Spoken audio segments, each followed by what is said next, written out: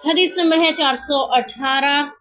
جابر بن عبداللہ رضی اللہ عنہ، وہی حضرت معاذ والی حدیث جنہوں نے سورہ بقرہ شروع کر دی تھی عشاء کی نماز میں، وہی حدیث بیان کرتے ہوئے فرماتے ہیں نبی پاک صلی اللہ علیہ وسلم نے فرمایا کہ تم نے سبح اسم ربک الاعلی اور والشمس وضحاھا واللیل اذا یغشی یہ والی صورتیں کیوں نہ پڑھا دی، یعنی یہ اوساط مفصل کہلاتی ہیں۔ ہم نے پہلے بھی پڑھا کہ طویل صورتیں جو ہیں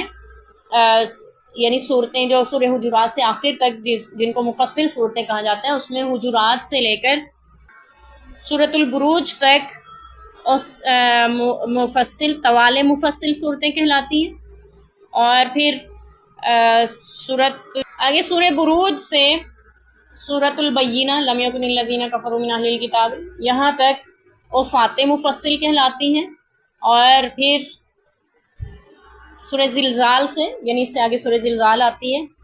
سورہ بینہ کے بعد، سورہ زلزال سے لے کے سورۃ ناس تک قصار مفصل کہلاتی ہیں،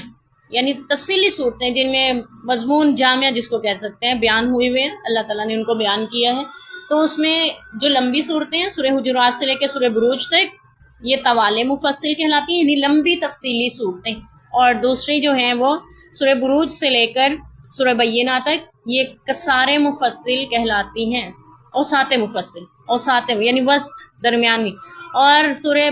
بینہ سے لے کر یعنی زلزال سے لے کر سورۃ ناس تک یہ قصار مفصل کہلاتی ہیں۔ تو یہ صورتوں کی تقسیم ہے آخری والی، تو ہمیں ان کا پتہ ہونا چاہیے تاکہ ہم ان کو نمازوں میں انہی میں سے پڑھائیں اگر امامت کروانے۔ ہاں اکیلے آپ نماز پڑھ رہے ہیں تو چاہے آپ سورہ بقرہ پڑھیں، چاہے آل عمران پڑھیں، سورہ نساء پڑھیں، جو آپ کو آتی ہے، اللہ تعالیٰ ہمیں توفیق دے۔